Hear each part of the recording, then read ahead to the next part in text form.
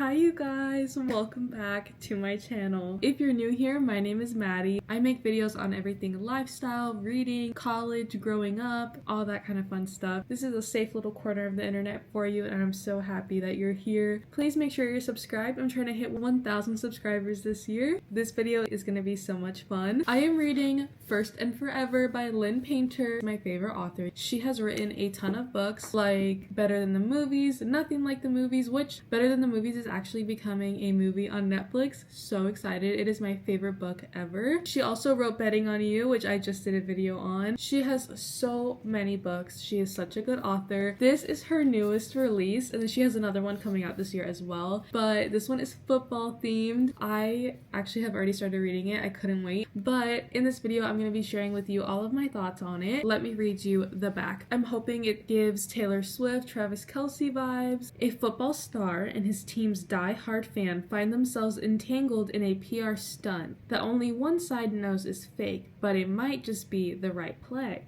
Duffy DeStefano loves three things: her dad, the family cat, and Minneapolis Coyote football. So after she gets booed out of a game and becomes the internet's villain following an awful encounter with the team's beloved mascot, she is disgruntled, to put it mildly. Eager to clear the air, Duffy agrees to an interview on a hit morning show. She doesn't expect a co-guest to join her, especially not the Coyotes' star tight end. When MVP Connor Cunningham gets tasked with damage control to help his team out of a PR nightmare involving its mascot, he thinks that means saying a few words on the Coyotes' behalf.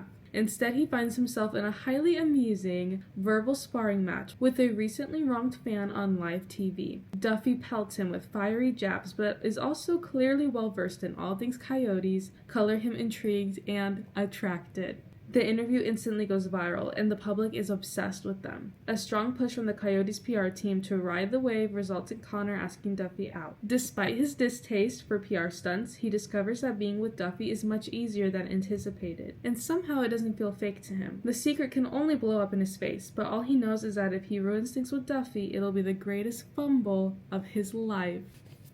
So this sounds right up my alley actually, and the colors are also very Taylor and Travis Chiefs-esque. Look at the edges, you guys. Isn't that beautiful? I am obsessed. I cannot wait to read this book. I'm actually already on page 36 because I couldn't wait, but I am loving it so far. I can't wait to read it. I think it's gonna be so fun, so definitely stay tuned to see all of my reactions.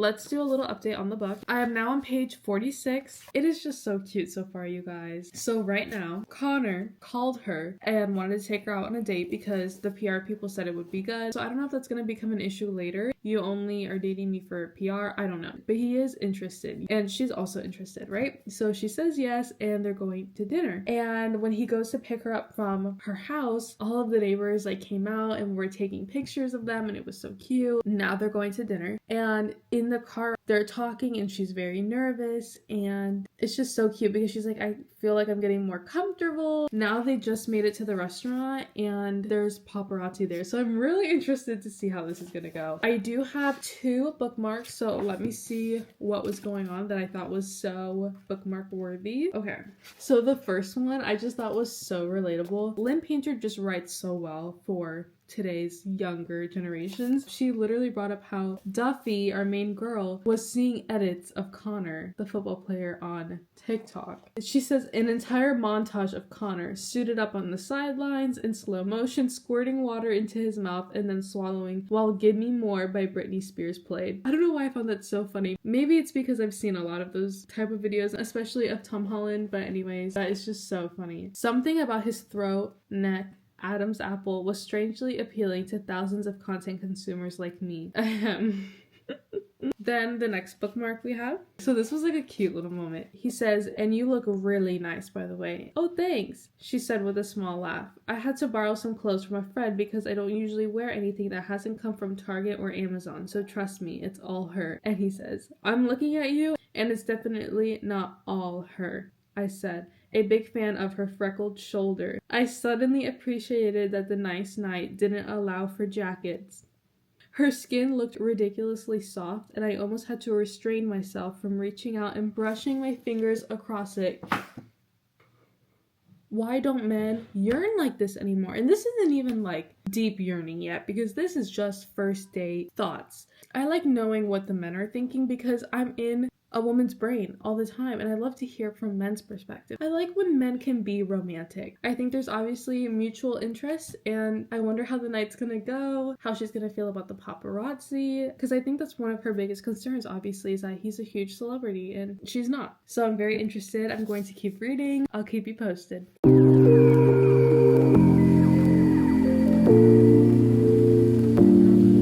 Okay, you guys, it's time for a little update. Currently, our characters have gone on their first date. It was amazing. They really like each other, but Duffy is just on the fence about like the whole paparazzi thing. She's like, how did they even know we were there? And he's not telling her that he basically had them sent there, because this is all like a big PR thing, right? But they genuinely like each other. They genuinely had a good time. She was like, why? How did the paparazzi know we were gonna be here? So he feels a little guilty, like not telling her that he knows why, but they both genuinely like each other. There's so many cute moments. He asked her on a second date and she said no because of the paparazzi thing, and then she regretted saying no because she really likes him. So then he's like, oh, you left your AirPods in my car, and then they went to get coffee and he asked her to go to a game with him. So now I'm at the point where they're just hanging out, but it's not really a date. So I'm really excited to see what happens. The first date, when he dropped her off, she didn't know if he was gonna kiss her. She like ran out of the car. It was so funny. A very me-coded thing to do, but I'm loving it so far. I'm honestly flying through it compared to Betting on You. It is just such a fun, easy, light read, but I do wish sometimes that there was more detail, or I don't know, it just doesn't feel as detailed as some of her other works, but I'm enjoying it. It's fun and easy. I don't know if that makes sense, what I'm saying about like lacking details, but we'll see. It's really cute. I love that she always like mentions his hand size. He placed a large hand at 9.63 inches on my lower back. Like, it just makes me laugh. Let's see what else. I like when she said, that made him laugh, and God, I really liked his laugh. He had one of those wide open, throw your head back laughs, like he was soaking in every bit of happiness out of that particular moment. I like that line. Let's see what else.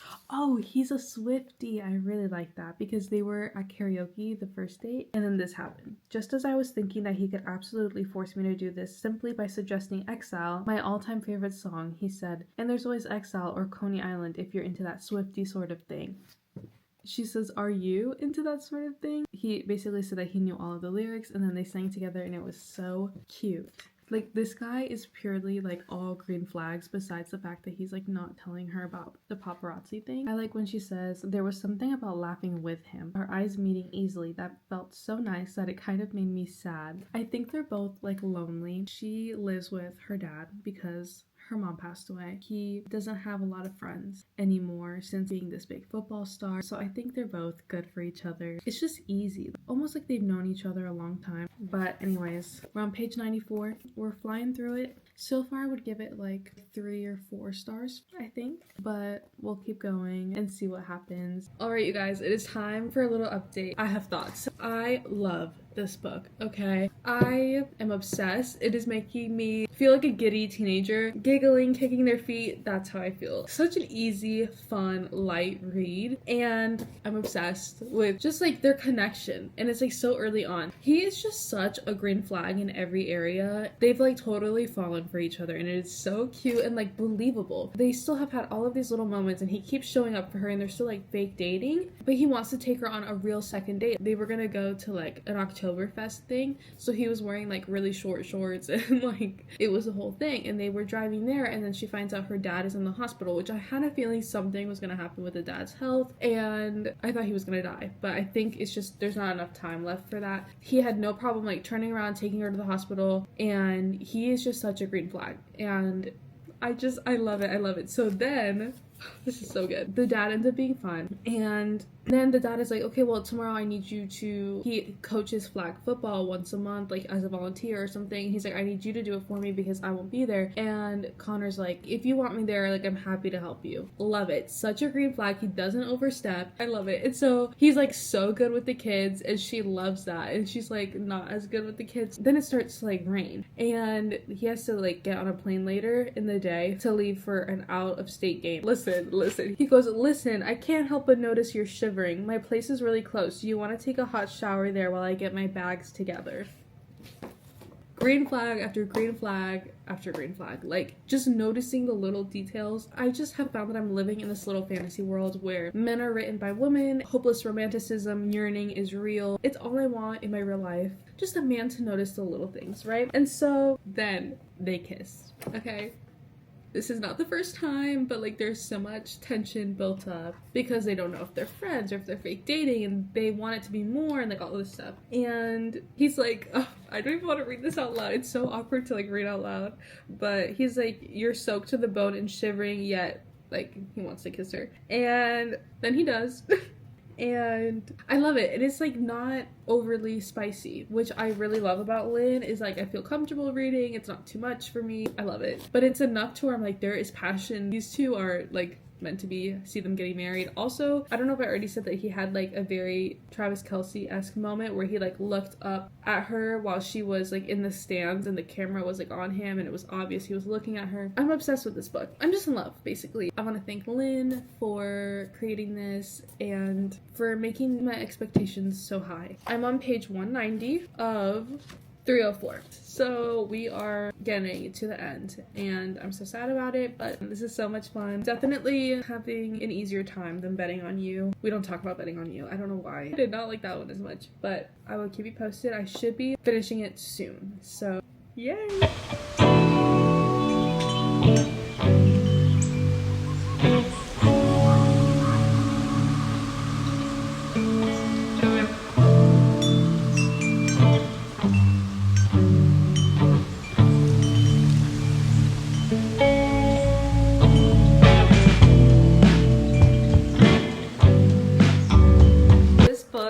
I just love it so much. Basically, Duffy just met his grandfather and his grandfather has some memory loss. He knows that every time he sees his grandfather, the next time, like, more of him is gonna be gone. Once they leave, you know, he is holding it together pretty well and she just hugs him and is like, I'm so sorry. And like the fact that she could see through his like facade, they are definitely in love for sure. Even though they're not official, he takes like such good care of her, because when he was like, hey, do you want to come meet my grandpa, she had to fly there, right? And he made sure that she was in first class, and obviously she was like, why are you paying for this? Like, it's not necessary. And then us readers find out that like he has a lot of money and like he wants to take care of his people, but then people feel guilty that he's like spending his money on them, but he just has so much of it, like it doesn't make a difference to him. And so I don't know, I just love that he cares for her even though they're not really together yet. They're sleeping together now, but I love that Lynn does not go into like extreme detail. They're not overly spicy, which makes me feel comfortable. I don't know, I'm not a big spice reader, but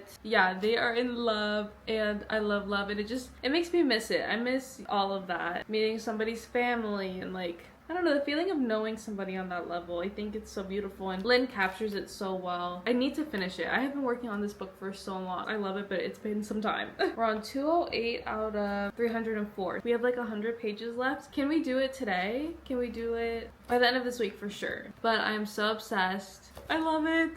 I love it so much.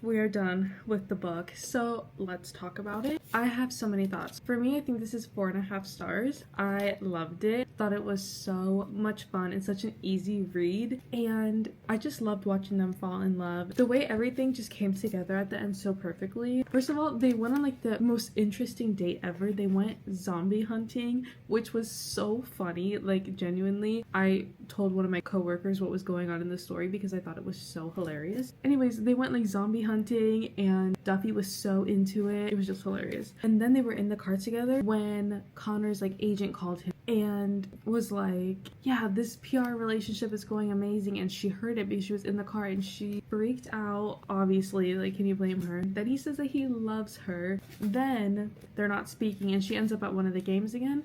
He gets hurt. She literally goes running like something out of a movie. I should have guessed what's gonna happen. Lynn did this in Nothing Like the Movies. And then Erin Andrews made an appearance, which was so interesting. But then at the end, the way everything came together, her going viral again, her dad doing way better, Connor's grandfather remembering who she is, everything just came together so beautifully, and I'm obsessed. If you're looking for an easy read, something like Taylor and Travis, this is where to go. Lynn is amazing. Thank you guys for watching and being on this journey with me. Make sure you like, comment, and subscribe. You can go follow my book Instagram at Maddie's Book Moments. My regular Instagram is at Madison2_Haley. Make sure you like, comment, and subscribe. Let me know what you're reading right now. Thank you so much for watching, and I'll see you in the next one. Love ya. Bye.